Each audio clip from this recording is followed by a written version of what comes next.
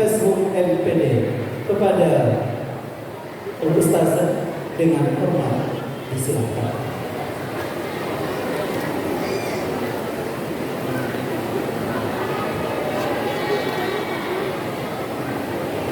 Assalamualaikum warahmatullahi wabarakatuh.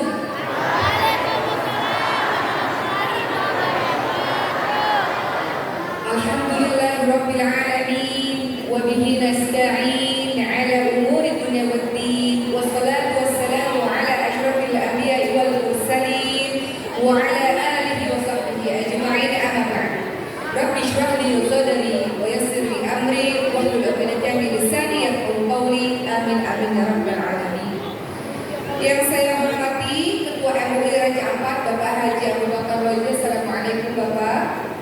Yang saya hormati Ketua Basnas Raja Ampat Bapak Haji Habib. Assalamualaikum Bapak. Yang saya hormati Kabak Ops Polres Raja Ampat Bapak Andi. Assalamualaikum. Yang saya hormati Imam Masjid Agung Raja Ampat. Assalamualaikum Ustaz. Yang saya hormati Ketua PHBI Raja Ampat Bapak Muhyiddin Tafalas. Assalamualaikum. Dan Ketua Mu'alaf Center. Ada di mana di sini? Assalamualaikum. Dan Bapak Kepala Kantor Kementerian Agama, Ketua Takmir Masjid yang tadi tidak hadir disebutkan oleh Pak Ketua RW tadi. Kemudian seluruh pejabat pemerintah daerah Raja Ampat yang tidak disebutkan satu persatu, ibu majelis taklim, para alim ulama, tokoh-tokoh masyarakat. Masya Allah, sebelum saya memulai, saya mengucapkan terima kasih yang sebesar-besarnya karena sudi menyambut dan menerima kehadiran saya beserta para teman-teman lainnya dari Jakarta. Ini pertama kali saya datang ke Raja Ampat dan saya sangat bahagia. Raja Ampat ini sangat populer, ya, sudah populer di mana-mana, sehingga sebuah kebanggaan tersendiri bagi saya bisa berada di tempat ini. Ibu-ibu dan bapak-bapak sehat semuanya? Masya Allah. Kalau saya tanya apa kabar, saya khawatir mulai mengantuk. Boleh tidak, khususnya ibu, saya ingin menjawab Alhamdulillah, luar biasa, Allahu Akbar. Boleh dulu sekalian? Apa kabar teman-teman semuanya? Alhamdulillah, luar biasa, Allahu Akbar. Kurang takbirnya, takbir, Allahu Akbar. Masya Allah. Bapak dan ibu yang dirahmati oleh Allah Subhanahu wa Ta'ala, sedikit cerita. Semalam saya pergi dari rumah pukul setengah 11 malam dan sampai di Sorong sekitar jam setengah 6 pagi kalau saya tidak salah. Dan kemudian ada ceramah di satu tempat di Sorong dan menarik sekali karena itu pertama kalinya saya menerjang banjir. Jadi tadi pergi ke satu tempat di Sorong dengan menggunakan truk, ya Masya Allah, nikmat sekali rasanya ya Masya Allah. Dan kemudian dilanjutkan dakwah ini dengan menaiki kapal tadi ya, sampai akhirnya datang ke tempat ini dan bertemu dengan Bapak dan Ibu semua. Masya Allah, saya bahagia sekali.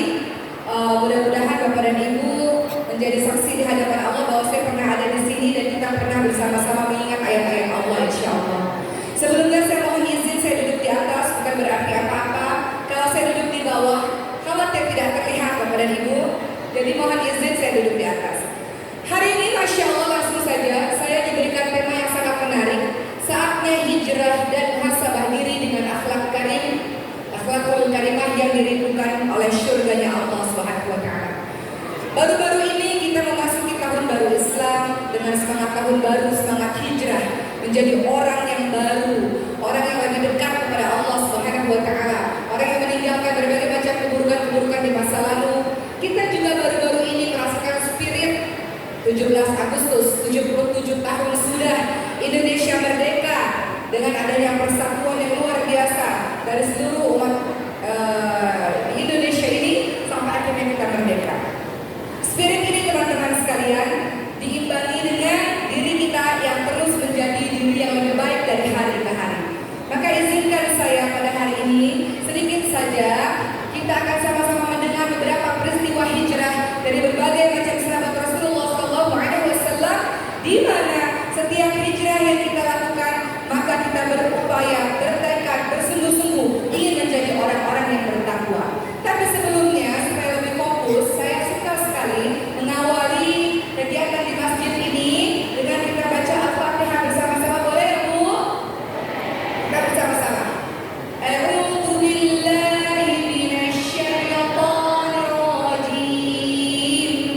Bismillahirrahmanirrahim. Alhamdulillahi rabbil alamin. Ar-Rahmanir Rahim. Maliki yaumiddin. Iyyaka na'budu wa iyyaka nasta'in. Ihdinas siratal mustaqim.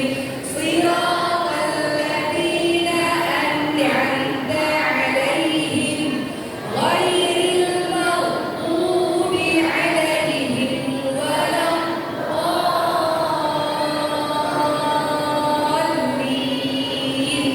Amin. Ya Allah, bersihkanlah hati-hati kami ya Rabb. Luruskanlah niat-niat kami ya Allah. Mudahkanlah kami dalam menerima ilmu ya Allah. Lembutkan hati-hati kami ya Allah. Mudahkan kami mengamalkan apa yang kami tahu. Amin. Amin ya Rabbal alamin. Bapak dan Ibu yang dirahmati oleh Allah Subhanahu wa taala. Kita membahas mengenai hijrah terlebih dahulu. Ada yang tahu apa makna hijrah itu Bapak dan Ibu sekalian? Siapa di sini? Saya dengar di sini banyak para mu'alaf yang luar biasa berhijrah. Bahkan seorang muslim yang dari lahir juga berhijrah juga. Sejatinya setiap umat Islam pasti dia terus berhijrah dari hari ke hari. Kenapa? Karena kita mau jadi orang yang lebih baik dari hari ke hari. Betul Ibu sekalian? Maka izinkan saya saat ini membicarakan mengenai hijrah. Hijrah sejatinya adalah kalau kita ingat peristiwa Rasulullah SAW yang lantas dijadikan sebagai tahun baru Hijriyah berdasarkan hijrahnya Rasul.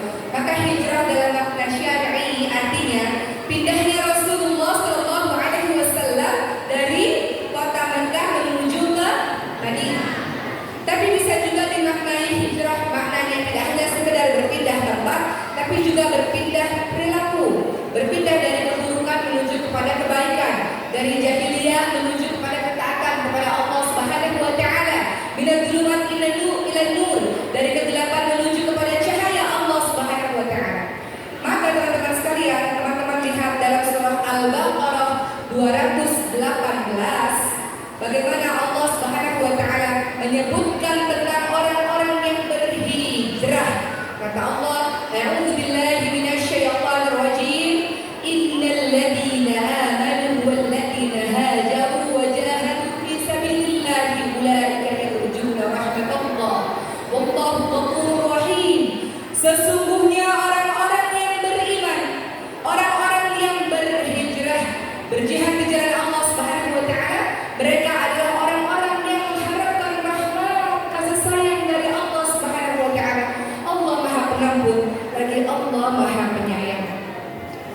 Bapak dan Ibu, saya mengingatkan diri saya sendiri dalam peristiwa hijrah di mana setiap dari kita terus berhijrah ini menjadi orang yang lebih baik dari hari ke hari.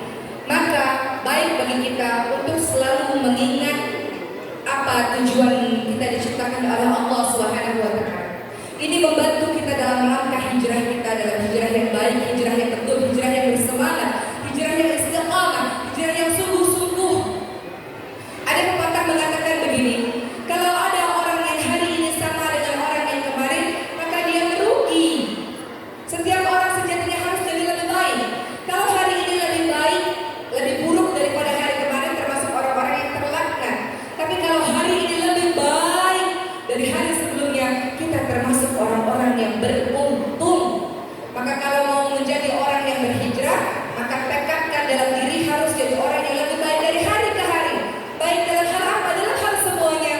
Baik dalam ibadahnya, yang mungkin dulu belum sholat malam, sekarang sudah mulai mencoba sholat malam. Yang dulu mungkin belum mengaji secara rutin, mulai istiqamah mengaji setiap hari. Yang mungkin dulu belum saum, puasa sunnah secara rutin, sekarang mulai coba puasa Senin Kamis.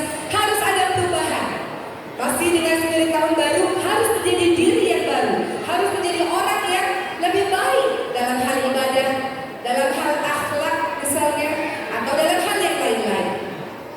Dalam surah Al-Zariyat ayat ke-56, ini menjadi hal yang sangat penting untuk kita bersemangat dalam berhijrah.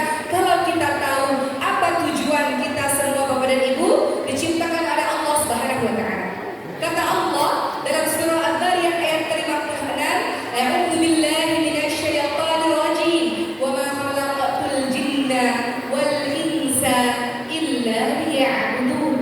Dan tidaklah aku menciptakan jin dan manusia kecuali untuk beribadah kepada Allah Subhanahu wa taala. Pun dalam sholat kita semua mengatakan inna sholati wa nusuki wa mahyaya wa mamati lillahi rabbil alamin. Ya Allah, sesungguhnya sholatku, ibadahku, hidupku, matiku hanya untukmu ya Allah. Maka orang-orang yang berhijrah, orang-orang yang mau jadi orang yang lebih baik dari hari ke hari, maka ada di kepalanya konsep bahwa apapun yang aku lakukan adalah sebagai jalan aku beribadah kepada Allah Subhanahu wa taala, sebagaimana tujuan Allah menciptakanku, yakni sebagai orang yang beribadah kepada Allah. Ibadah kepada Allah betul, sholat, puasa, mengaji, pergi haji, dan sebagainya. Tapi perbuatan-perbuatan baik lainnya yang diridhai oleh Allah dengan niat karena Allah mengikuti apa yang dilakukan oleh Rasulullah, itu juga merupakan bagian dari ibadah. Teman-teman, apakah teman-teman mengira saya dari Jakarta sampai ke Sorong, sampai ke Raja Ampat ini begitu saja, tanpa ada orang-orang di balik layar yang telah berjuang, yang telah bekerja keras mempersiapkan dakwah ini berhari-hari, berminggu-minggu, bahkan berbulan-bulan. Mereka mengorbankan waktunya, tenaganya, bahkan ada yang meninggalkan anaknya di rumah, orang tuanya di rumah demi terselenggaranya dakwah ini. Betul Bapak Ibu sekalian? Apa sesungguhnya yang dilakukan oleh panitia-panitia ini? Orang-orang di balik layar sampai akhirnya saya bisa ada di sini. Mereka sedang beribadah di jalan Allah Subhanahu wa taala. Saya nggak bisa datang seorang diri tiba-tiba datang ke Raja Ampat, betul Ibu sekalian? Ada orang-orang di belakang layar yang masya Allah saling tolong menolong. Kata Allah, wa ta'awanu 'alal birri wat taqwa, tolong menolong dalam kebaikan dan takwa. Maka dakwah ini berjalan. Cara beribadah kepada Allah ini dengan dakwah ini berjalan karena ada orang-orang yang punya spirit yang sama. Spirit apa? Spirit beribadah kepada Allah Subhanahu wa taala. Ingin melakukan sebuah amal baik, amal saleh. Maka ibu-ibu silakan memilih, bapak-bapak silakan memilih. Apa yang mau kita unggulkan di hadapan Allah Subhanahu wa taala? Yang jelas semua yang kita lakukan ibadah. Ibu-ibu menjadi ibu rumah tangga. Wah, ibu rumah tangga itu dahsyat. Tidak ada jam kerjanya, tidak ada waktu liburnya, betul Bu? Semua pekerjaan bisa dilakukan. Ibu-ibu sebagai chef, tukang masak. Ibu-ibu kadang-kadang tukang bersih-bersih juga, betul Bu? Kadang-kadang jadi dokter kalau anak sakit, pijit-pijitin anak, pijit suami dan sebagainya. Menteri keuangan, ngurusin keuangan dan sebagainya. Kalau diniatkan ibadah kepada Allah, masya Allah, ringan kita dalam melaksanakan segala sesuatu. Betul Ibu? Kembali akan disekolah dalam penyesuaian jalan kebaikan seperti zara Allah balas. Kalau niatnya mengharapkan ridha pahala dari Allah Subhanahu wa taala illa karena Allah, maka semua kebaikan yang kita lakukan tidak sia-sia. Teman-teman yang belajar itu bagian dari beribadah kepada Allah Subhanahu wa taala. Menuntut ilmu sungguh-sungguh. Dengan adanya ilmu yang saya punya membuat saya lebih takut kepada Allah, buat saya semangat untuk membangun Raja Ampat menjadi lebih baik lagi. Itu ibadah. Bapak-bapak yang bekerja mencari nafkah beribadah kepada Allah Subhanahu wa taala dan yang lain-lain. Maka jadikan sebelum setiap kita melangkah menjadi orang yang lebih baik, niatkan semuanya adalah untuk ibadah. Ucapkan basmalah dan yakin bahwa ini adalah pekerjaan yang baik yang mudah-mudahan kita berharap diridhai oleh Allah Subhanahu wa taala. Maka tidak akan terasa capek kalau kita melakukan segala sesuatu. Kenapa? Karena kita tahu kebaikan yang kita lakukan Allah lihat. Allah Maha membalas setiap apa-apa yang kita lakukan. Maka diri seorang mukmin setiap harinya adalah beribadah. Perbuatan yang dia lakukan ibadah, pekerjaan yang dia lakukan ibadah, cara berpakaiannya adalah beribadah, cara bertutur, berbicara, lisan yang keluar ini juga adalah bagian dari ibadah. Sejatinya seorang mukmin sebelum melakukan sesuatu, sebelum mengucapkan sesuatu berpikir sejenak, apakah yang saya lakukan ini adalah bentuk ibadah kepada Allah? Kalau iya maka dia lakukan. Kalau tidak, dia tidak lakukan. Luar biasa sekali. Jadi Bapak dan Ibu sekalian, kembali lagi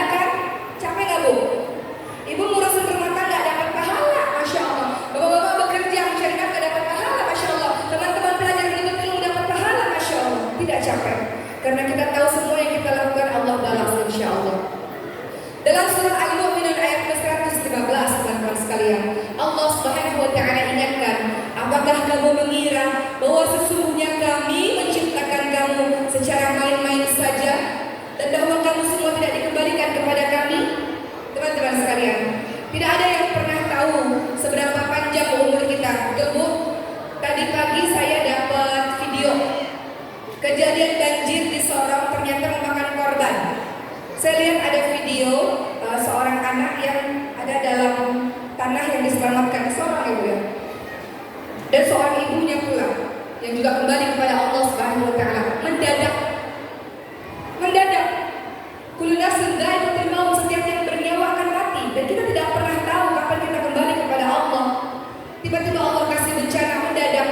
Tiba-tiba lagi tidur bapak dan ibu tidak bangun mendadak. Maka di sini disebutkan, maka apakah kamu mengira bahwa sesungguhnya kami menciptakan kamu secara main-main saja dan bahwa kamu tidak dikembalikan kepada kami? Ada seorang Ansor yang bertanya kepada Rasulullah, wahai Rasulullah, siapakah orang yang paling baik? Rasul mengatakan, orang yang paling baik adalah dia yang paling baik akhlaknya. Siapakah yang paling cerdas ya Rasulullah? Orang yang paling cerdas adalah mereka yang ingat mati dan mempersiapkan bekal kematiannya. Orang yang kembali kepada Allah tidak harus usia tua. Banyak sekali termasuk video tadi pagi yang saya lihat di Sorong itu terjadi seorang anak kecil. Banyak sekali teman-teman sekalian. Sehingga spirit tahun baru, spirit berhijrah menjadi orang yang lebih baik dengan cara kita meyakini ya Allah sesungguhnya semua kehidupanku ini adalah bagian dari ibadah ya Allah dan aku tidak sia-siakan waktuku ini ya Allah untuk mempersiapkan diri untuk kembali kepada Allah Subhanahu wa taala. Begitulah teman-teman sekalian. Ibnu Qayyim al-Jauziyah beliau mengatakan, apakah kalian diciptakan tanpa ada maksud dan hikmah? Tidak untuk beribadah kepada Allah dan juga tanpa ada balasan-balasan dari Allah Subhanahu wa taala. Kembali lagi, orang-orang yang tahu bahwa dirinya sebagai seorang mukmin segala kehidupannya adalah ibadah dan bahwa dia sedang mempersiapkan pertemuan dengan Allah, pasti orang yang cerdas ini, orang yang senantiasa ingat mati ini, pasti dalam setiap ibadah dia sungguh-sungguh. Ibu-ibu selalu mengatakan begini, kalau ibu-ibu punya penyakit parah dan misalnya dokter bisa mengatakan ibu-ibu mungkin umurnya tinggal berapa jam lagi, pasti bapak dan ibu akan fokus sungguh-sungguh dalam beribadah kepada Allah. Betul? Sholatnya khusyuk. Kata Rasulullah, kalau mau sholat khusyuk maka bayangkan itu sholat terakhir kita. Kalau kita dikatakan oleh dokter umurnya tinggal beberapa jam lagi, pasti malam ini kita sholat isya dengan khusyuk.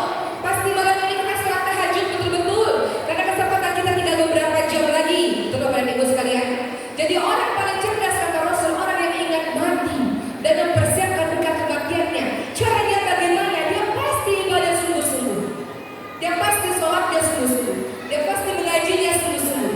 Itu yang pertama. Berikutnya, dia pasti takut buat jahat, takut buat curang, takut buat zalim, takut menyakiti orang lain dalam sisa umurnya itu.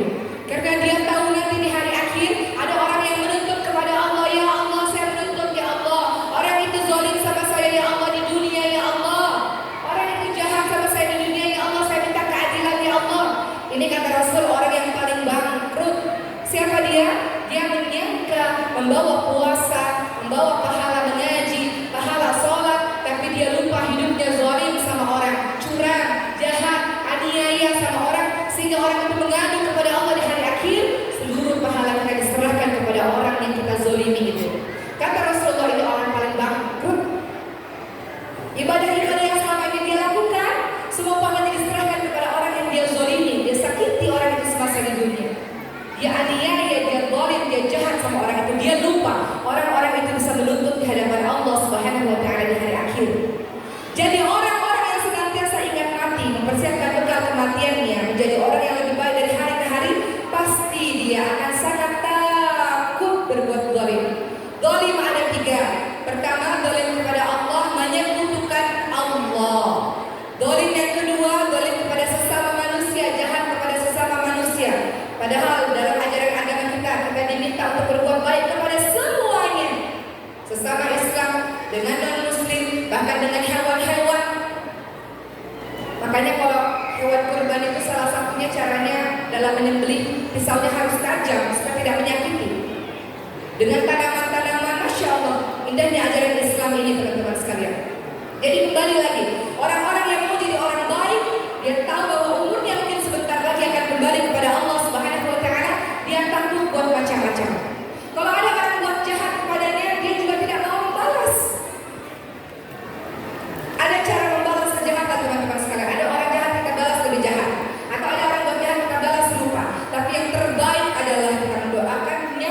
dan kita berbuat baik kepadanya. Ini tidak mudah dan tidak bisa semua orang melakukannya, hanya orang-orang tertentu saja.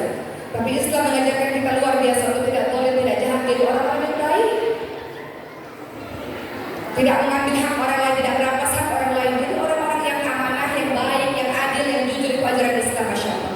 Jadi kembali lagi, kalau mau jadi orang-orang baik, maka ingat kita tidak pernah tahu kapan kita kembali kepada Allah Subhanahu wa Ta'ala. Gak harus sakit dulu, gak harus tunggu tua dulu, betul ya Bu? Kadang-kadang itu terjadi di depan mata kita, baru kita tahu bahwa kematian begitu dekat dengan kita. Ada kalimat yang sangat indah yang selalu saya ingat kalimat ini, bahwa saya ingin sekali dan kita semua ingin sekali dipanggil oleh Allah dalam keadaan seperti ini. Dalam surah Al-Fajr disebutkan, Ya ayyuhan nafsul mutmainnah irji'i ila rabbiki radiyatan mardiyah fadkhuli fi ibadi wadkhuli jannati. Kita semua ingin sekali Bapak dan Ibu, akhir hidup kita nantinya kita menjadi orang-orang yang dipanggil dengan kalimat, wahai jiwa-jiwa yang tenang, kembalilah kepada Allah dengan hati yang ridha dan diridhai oleh Allah. Masuklah ke dalam golongan hamba-hamba Allah. Masuklah ke dalam syurganya Allah.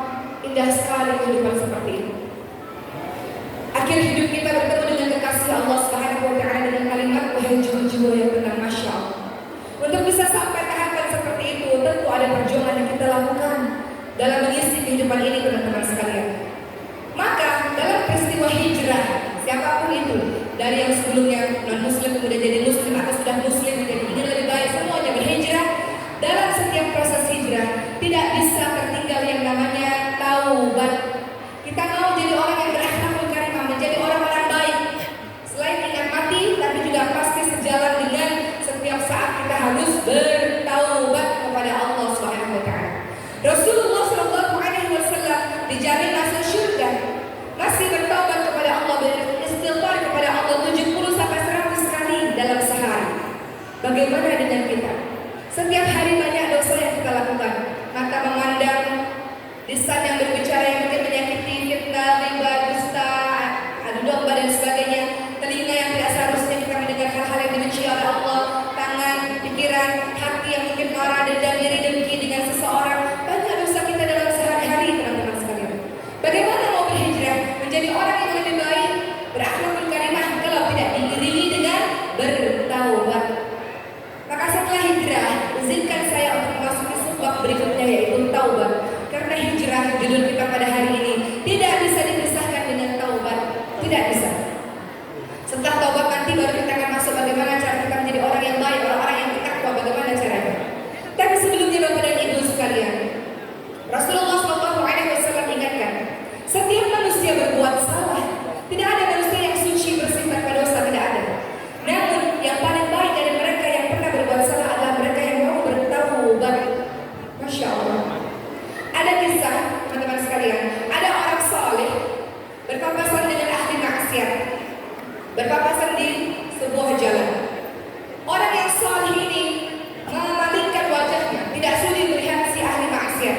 Dia berdosa, dia orang kotor, dia tidak sudi melihat, dia palingkan wajahnya. Dan orang ahli maksiat ini menundukkan wajahnya, dia rasa malu berhadapan dengan orang yang ahli ibadah itu. Dia rasa malu, dia rasa menyesal kepada Allah Subhanahu wa Ta'ala. Siapakah yang dirahmati oleh Allah Subhanahu wa Ta'ala, teman-teman sekalian? Apakah ahli ibadah yang sombong dengan kesolehannya sehingga memandang rendah orang lain, atau orang yang pernah berbuat dosa dan dia menyesal, dia merasa begitu kotor, dia merasa begitu bersalah dan dia bertobat kepada Allah Subhanahu wa Ta'ala? Tidak ada orang yang suci, tidak ada orang yang bersih dari dosa, tidak ada.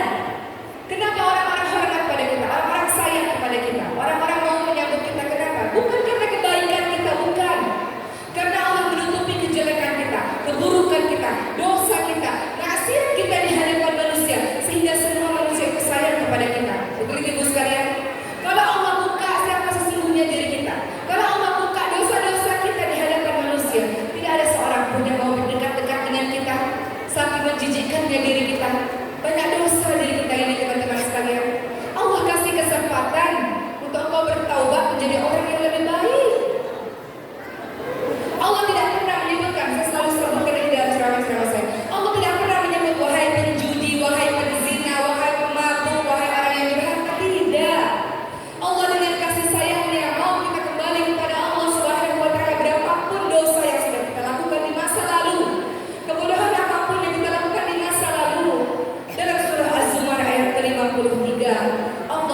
mendengarkan a'udzubillahi minasyaitonirrajim. Apa kata Allah? Qul ya ibadiyalladzina asrafu ala anfusihim la taqnatu min rahmatillah innallaha yaghfiru dzunuba jami'an innahu huwal ghafurur rahim. Apa kata Allah pada saat setan itu mengatakan engkau tidak pantas berkumpul dengan orang-orang baik, engkau tidak pantas mengaji, engkau tidak pantas pergi umrah, tidak pantas pergi haji, tidak pantas berdoa kepada Allah karena engkau berdosa. Itu kata syaitan. Tapi kata Allah, wahai orang-orang yang melampaui batas, jangan pernah engkau berputus asa dari kasih sayang Allah. Allah mengampuni semua dosa yang kau lakukan. Allah Maha Pengampun, Allah Maha Penyayang. Seberapapun dosa yang kita lakukan, kita mau jadi orang yang lebih baik dari hari ke hari. Kita mau jadi hamba Allah yang lebih baik. Kita mau jadi seorang anak yang lebih baik untuk orang tua kita. Kita mau jadi istri dan suami yang lebih baik untuk pasangan kita. Kita mau jadi ibu dan ayah yang lebih baik dari sebelumnya. Kita mau jadi anggota masyarakat yang lebih baik dari sebelumnya. Namun kita tahu kita punya banyak dosa. Kadang-kadang kita rasa tidak layak ya Allah. Kita angkat tangan kita, ya saya berdosa ya Allah. Tapi Allah bilang jangan putus asa dari kasih sayang Allah. Mau berhijrah kan? Mau jadi orang baik kan? Mau bertobat kan? Apa kata Allah? Jangan berputus asa dari kasih sayang Allah. Allah mengampuni semuanya, semua dosa yang kau lakukan. Karena Allah Maha Pengampun, Allah Maha Penyayang. Betapa indahnya ya Allah, Allah Ar-Rahman Ar-Rahim, ibu-ibu sekalian. Betapa maha baiknya Allah pada diri kita yang kotor ini ya Allah. Banyak dosa yang kita lakukan kepada Allah. Allah Maha baik, Allah kasih kita keluarga, Allah kasih kita harta, Allah kasih kita rumah, Allah kasih kita hidup yang nyaman, Allah kasih nikmat iman, nikmat Islam. Dan tidak semua orang mendapatkannya ya Allah. Maha baik Allah. Maka kadang-kadang saya pun manusia biasa dan kita masih durhaka kepada Allah Subhanahu wa taala. Maka kita bertobat kepada Allah Subhanahu wa taala, taubatan nasuha ya Allah atas kebodohanku yang kemarin ya Rabb. Rabbana la tuzigh qulubana ba'da idh hadaytana wa hab lana min ladunka rahmatan innaka antal wahhab. Ya Allah, jangan kembalikan aku ya Allah, kembalikan kami ke dalam yang kemarin, kehidupan yang penuh dengan dosa, ketidaktahuan ya Allah. Setelah kau berikan petunjuk hidayah kepada kami ya Allah. Maka teman-teman sekalian, kembali lagi, kalau ingin menjadi orang yang sungguh-sungguh menuju kepada Allah Subhanahu wa taala setiap hari, dia punya tugas yakni untuk senantiasa bertaubat